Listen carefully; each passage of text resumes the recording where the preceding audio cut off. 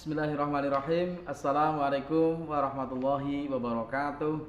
Selamat pagi anak-anakku semuanya kelas 4 yang solih dan solihah.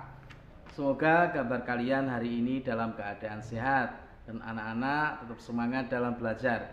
Anak-anakku semuanya kelas 4 yang saya sayangi, hari ini kita akan belajar materi ilmu pengetahuan alam. Untuk itu persiapkan buku tulis kalian serta LKS kalian.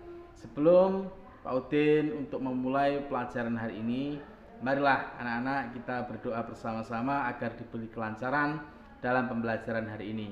Berdoa mulai.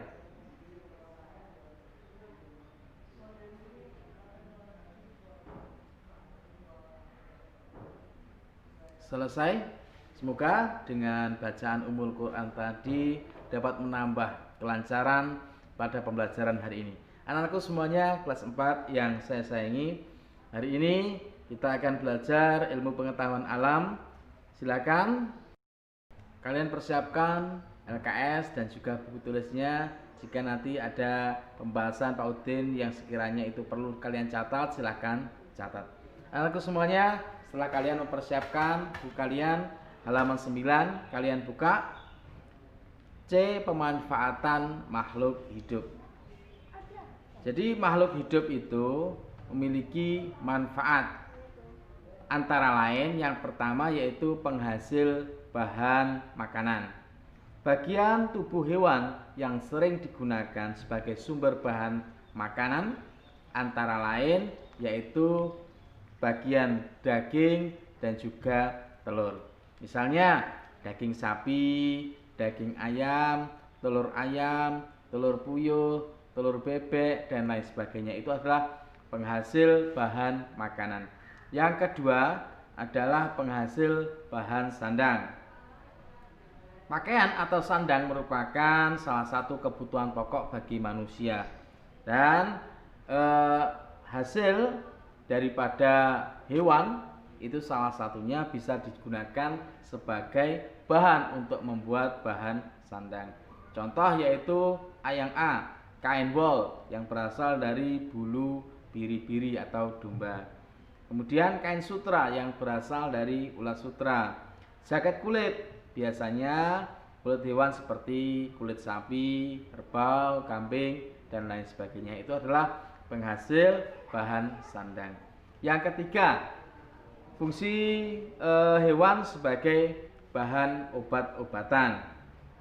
Nah, contoh hewan yang dapat dimanfaatkan sebagai bahan obat-obatan antara lain halaman 10 kalian buka, yaitu cacing tanah. Nah, cacing tanah ini anak-anak biasanya sering digunakan sebagai bahan obat untuk penyakit tifus.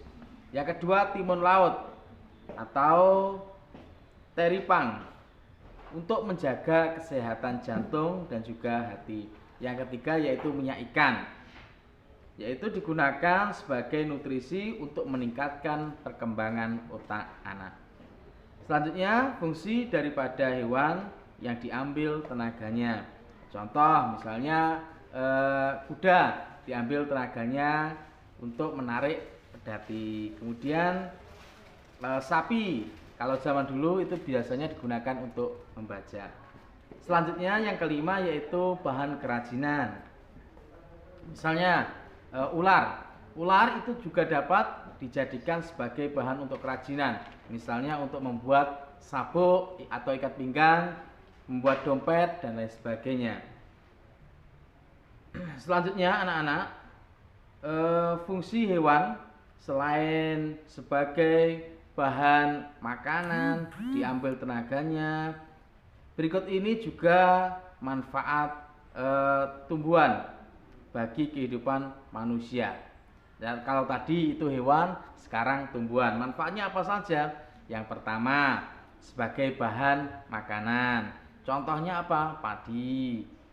Terus kemudian kelapa diambil santannya untuk membuat sayur dan lain sebagainya. Yang kedua, bahan sandang. Fungsi tumbuhan sebagai bahan sandang. Contohnya yaitu kain katun. Kain ini terbuat dari serat kapas.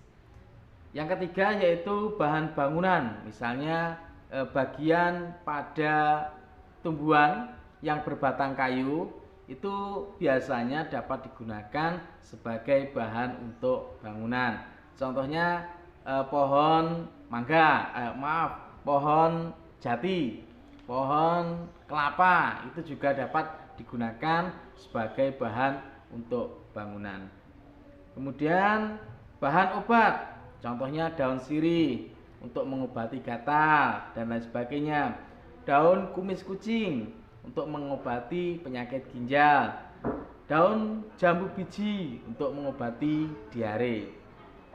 Yang kelima yaitu penghasil minyak. Nah, minyak atsiri dimanfaatkan dalam industri kosmetik, parfum, dan juga makanan serta minuman. Yang keenam yaitu bahan baku industri. Contohnya getah karet, getah pinus, kayu pinus, buah kelapa sawit dan lain sebagainya. Itu adalah contoh fungsi tumbuhan sebagai bahan baku industri. Dan ada 10, silakan anak-anak baca di halaman 11. Kemudian hari ini nanti Pak Udin akan menslide-kan tentang upaya pelestarian makhluk hidup. Silakan anak-anak mencatat ringkasan materi yang Pak Udin slide-kan di monitor HP anak-anak.